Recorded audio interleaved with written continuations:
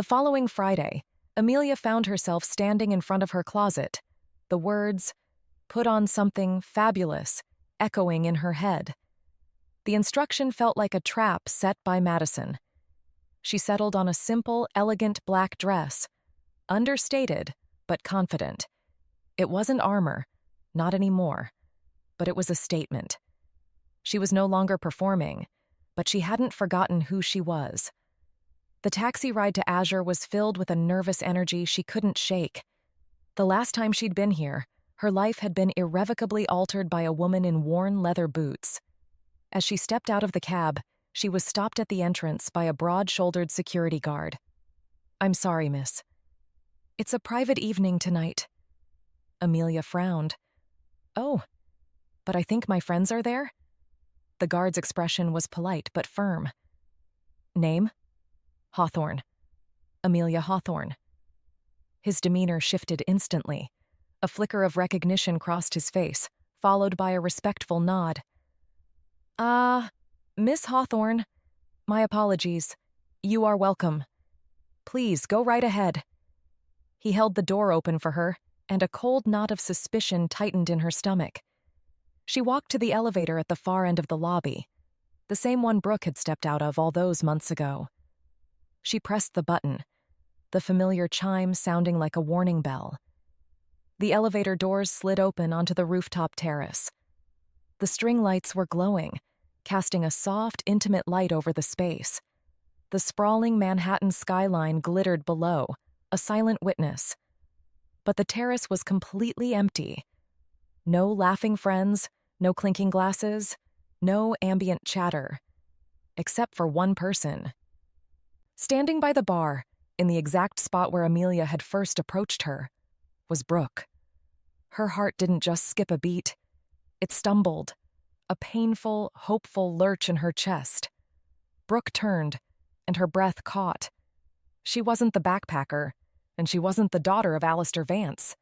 She was just Brooke. "What is this?" Amelia asked, her voice barely a whisper. "Where are Madison and Charlotte?" "They're not coming," Brooke said, her voice soft. "I asked them for a favor." Amelia's eyes narrowed, taking in the impossible emptiness of one of the city's most popular spots. A favor? What is all this?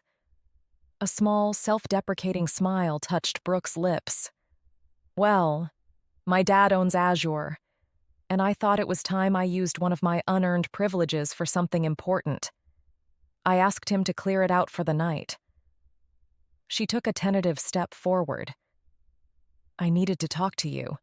I want to win back the woman I love, and I figured a grand, ridiculous gesture was a good place to start." Amelia stared at her, the sheer audacity of it all washing over her. The planning, the power, the breathtaking romance of it. She felt the last of her anger, the last of her carefully constructed walls, simply dissolve. She rolled her eyes, but it was an act of surrender, a gesture filled with affection. "You are absolutely unbelievable," she said. The words were meant to be a rebuke, but they came out shaky and fragile. A tear she didn't know she was holding back traced a path down her cheek. "I missed you so much." A wave of relief so profound it was visible washed over Brooke's face. She closed the distance between them in 3 quick strides, stopping just short of touching her. "I missed you, Amelia. Every single minute of every day, 4 months, Brooke," Amelia whispered, her voice thick with the weight of that silence. "I thought you were gone. I thought you'd moved on." "I was giving you the space you asked for," Brooke said, her gaze intense. "It was the hardest thing I've ever done. But I was never gone. I've been right here, hoping you'd be willing to see me again." They stood there for a long moment, the unspoken truths of the past few months hanging in the air between them. The loneliness, the self-discovery, the quiet, aching void that only the other person could fill. "The bet was for 6 months," Amelia said suddenly, a sad smile playing on her lips. "To prove I could maintain a relationship." We never made it, Brooke replied quietly. No, Amelia said, looking up into the warm brown eyes she knew so well. We didn't. She took a deep breath, the city air feeling crisp and new. So how about a new bet? Brooke raised an eyebrow, a flicker of the old, challenging amusement in her eyes. I'm listening. No grand prizes this time, Amelia said, stepping closer and finally reaching out to take Brooke's hand. The familiar calloused palm sent a jolt of warmth through her. No lies, no performances. Just us. For real this time. We see if two flawed, messed up people who fell in love under the worst possible circumstances can actually make it work. Brooke's hand tightened around hers. And what are the stakes? Everything, Amelia whispered. A slow, genuine smile spread across Brooke's face, the kind of smile that transformed her entirely. It was the smile Amelia had fallen in love with. Deal, Brooke said. She gently pulled Amelia closer, her other hand coming up to cup her cheek, her touch both a question and an answer. I'm all in. Amelia leaned in and kissed her, a kiss that tasted of forgiveness and second chances. On the rooftop where it had all started with a lie, surrounded by the glittering, indifferent city, they finally found their truth. The kiss on the rooftop wasn't an ending.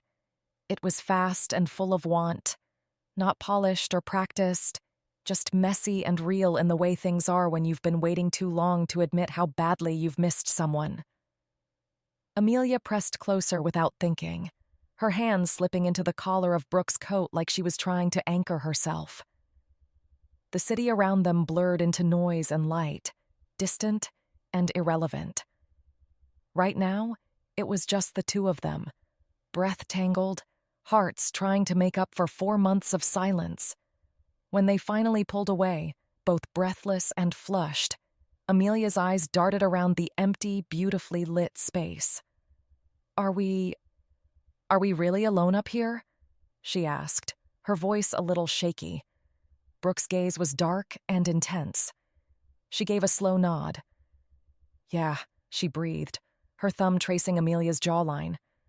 Just us. That was all it took. The confirmation, the privacy, the raw honesty in Brooke's eyes. It was an invitation. Amelia surged forward again, her mouth finding Brooke's in a kiss that was deeper this time, full of intent.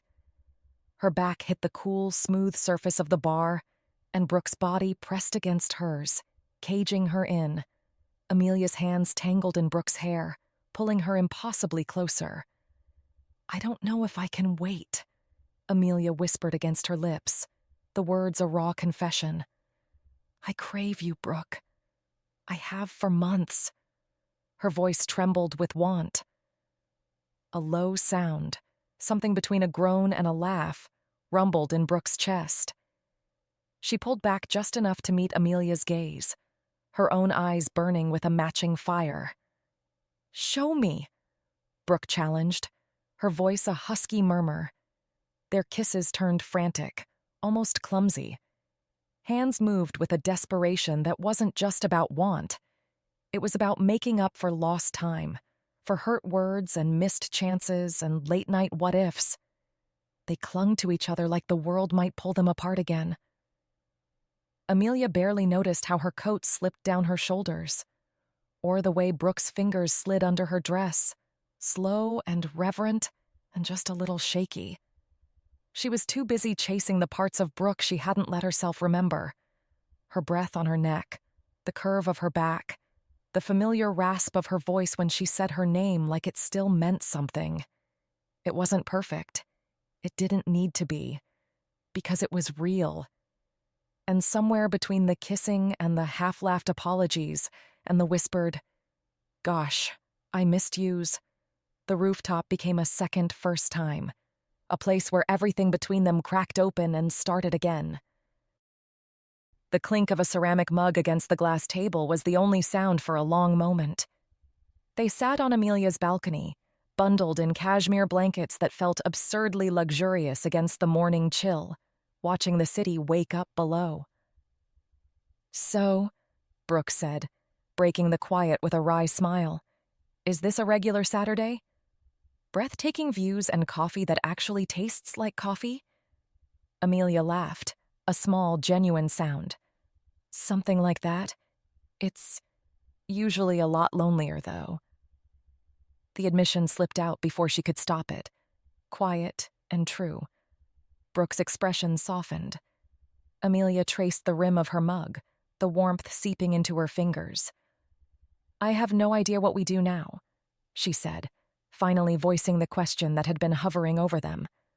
"Last night was a lot. But what about today? There's no script for this." Brooke's gaze met hers, steady and serious. She put her mug down and leaned forward slightly. "Good," she said, her voice soft but firm. "To be honest, I'm not interested in a script. I just want the real thing." The sincerity in her voice made Amelia's chest ache. "Me too. I just don't know what that looks like for us." She reached across the small table, her fingers finding Amelia's. "So we will figure it out," Brooke said simply. Amelia felt a flicker of the old teasing energy return. "And what does a real life with the real Brookhaven Vance look like? Should I expect another privately booked landmark?" A real and honest grin spread across Brooke's face. "God, no. Asking my dad for a favor? That was a one-time only break glass in case of emergency kind of move." The city had traded in its spring chill for the hazy warmth of early summer. The kind of heat that made the days feel a little slower, softer around the edges. Amelia was curled up on the old, lumpy sofa in Brooke's apartment, the one with the crooked leg and the faded cushions that somehow always smelled faintly like cedar and her. The place still looked like Brooke. Books stacked in uneven towers, camera gear spilling out of crates, half-finished projects spread across the dining table like she'd meant to clean up and got distracted halfway through. Brooke was sitting on the floor in front of her, laptop balanced on a stack of photography books, her brow furrowed in concentration. "Okay, are you absolutely sure about this?" Brooke asked, turning to look up at her. "Because once I hit this button, there's no turning back. It's not exactly a 5-star resort with a private beach kind of trip. We're talking long ferry rides and questionable seaside cafes." Amelia leaned forward, resting her chin on Brooke's shoulder to look at the screen. It showed a flight confirmation page for 2 tickets to Split, Croatia. "I'm sure," she said, her voice soft. "My 5-star resort era is officially over. I'm in my see the world through your eyes era now. It seems much more interesting." The trip had been Brooke's idea, a dream she'd had for years to get some awesome shots of the ancient cities and the beautiful coast. She had mentioned it casually one night, expecting Amelia to politely nod along. Instead, Amelia had said, "When do we leave?" "All right, but I'm warning you," Brooke teased, her finger hovering over the trackpad. "The only first class you're getting is the front passenger seat with exclusive control over the snacks." Amelia laughed, the sound light and easy. "The only thing I ask is that we get a decent rental car." "And I get to drive." Brooke's eyes widened in mock horror. "Oh, damn!" And here I was about to ask my dad's private driver to join us. "You know, for the authentic, rustic experience." Amelia playfully swatted her arm. "You're ridiculous. Just book it." Brooke's gaze met hers, a silent question passing between them. This wasn't just a vacation. It was a test, a new kind of bet with no rules. It was an investment in a future they were building day by day. With a deep breath, Brooke clicked the button. A new page loaded. "Your booking is confirmed." "Well," Brooke said, closing the laptop and setting it aside. "Looks like you're stuck with me." Amelia slid off the sofa to join her on the floor, wrapping her arms around her from behind. "Good," she whispered into her ear. "That's the whole point." The scent of sunblock and salt still seemed to linger in the air, a phantom of their Croatian adventure. A few weeks had passed since they'd returned, but the trip's golden glow hadn't faded. It had settled into the quiet spaces between them, transforming their ordinary evenings into something deeper, more comfortable.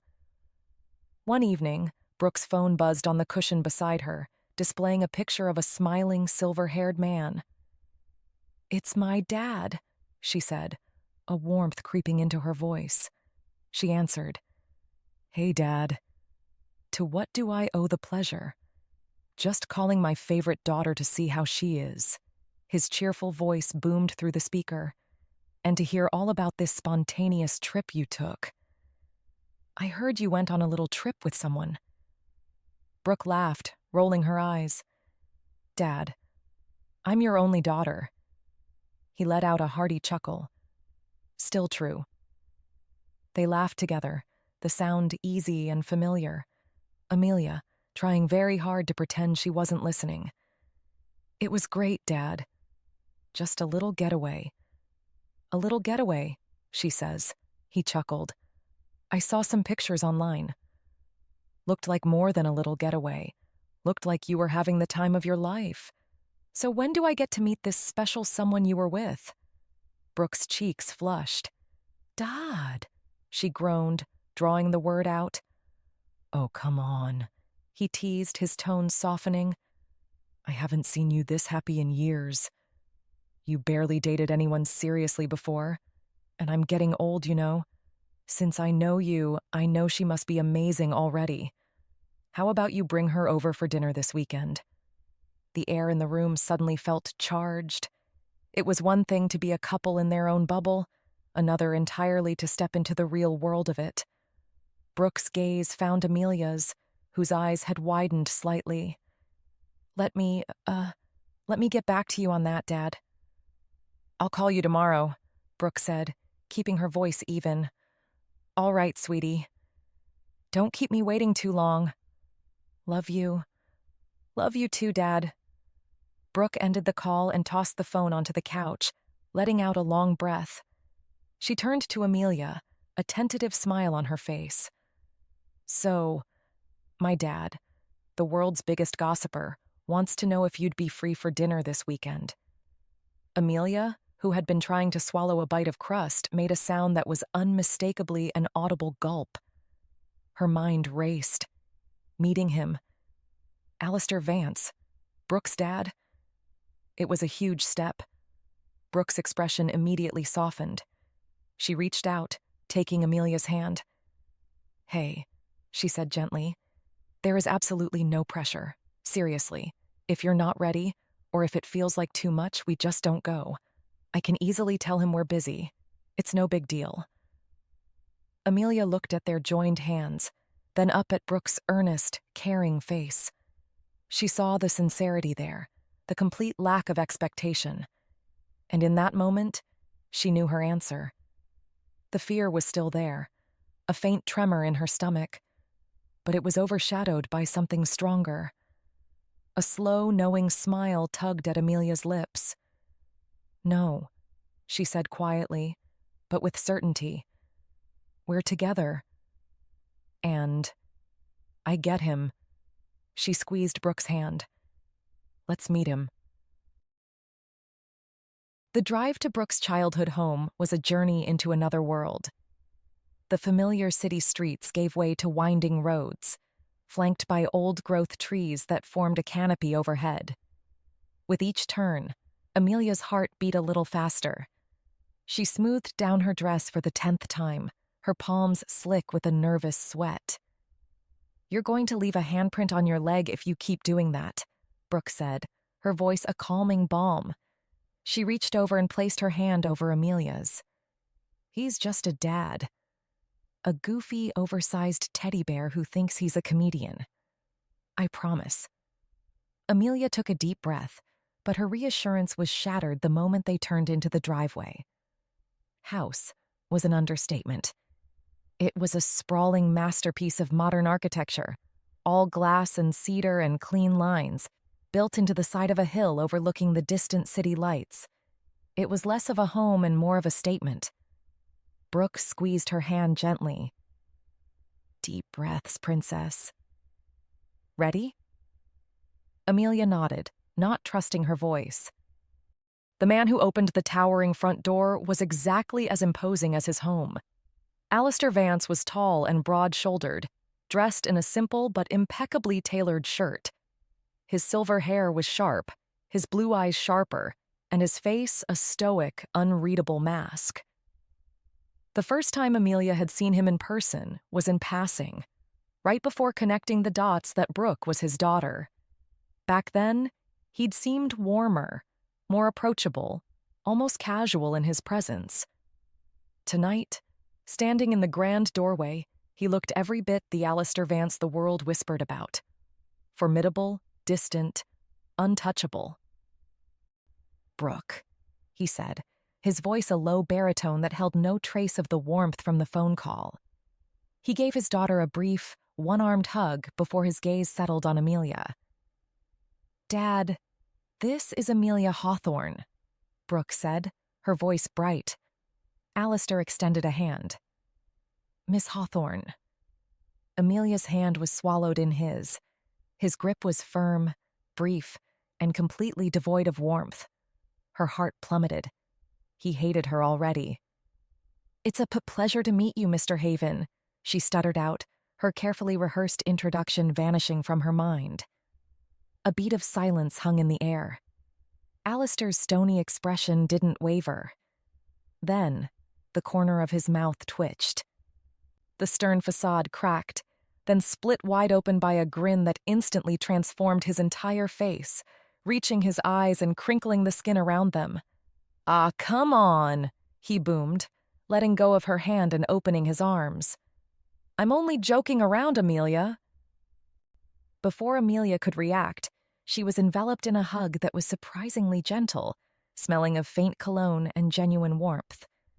Over her shoulder, she saw Brooke rolling her eyes, a look of fond exasperation on her face. See? Alistair said, pulling back but keeping a friendly hand on her shoulder. Your family now.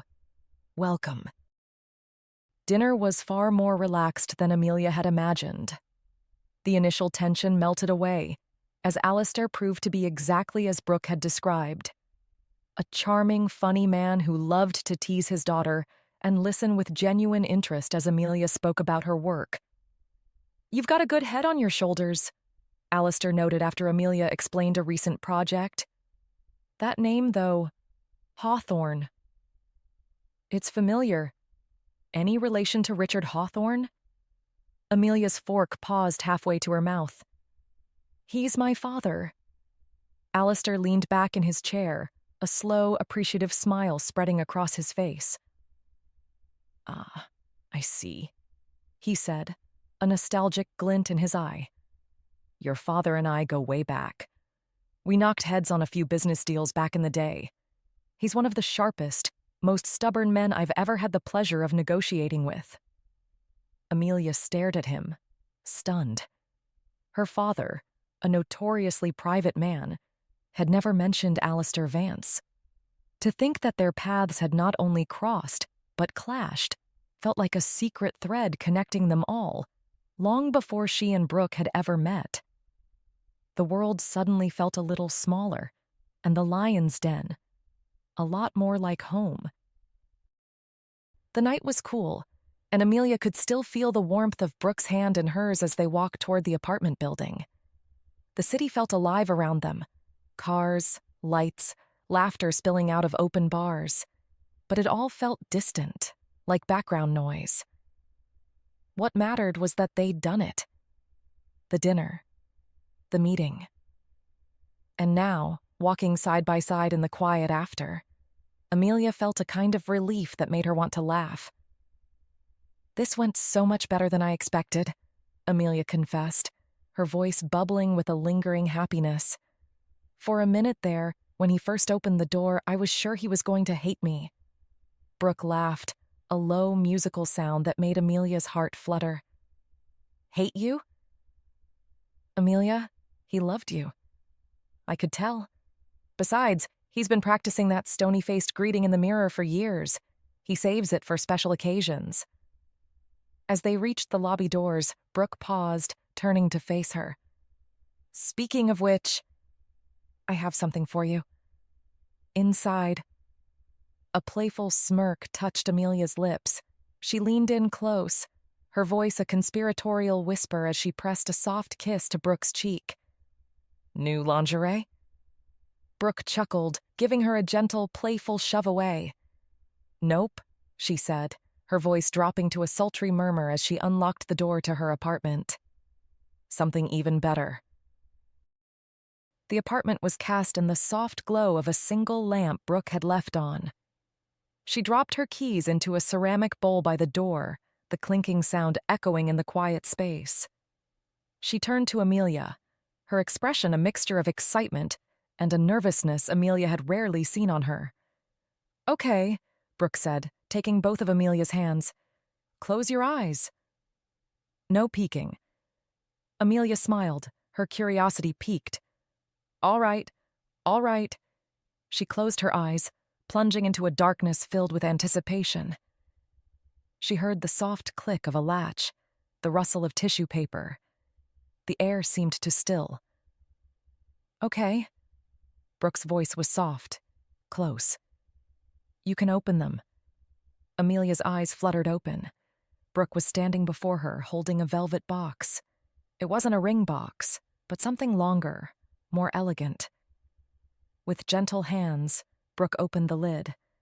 Resting on a bed of white silk was the watch. Her grandmother's watch.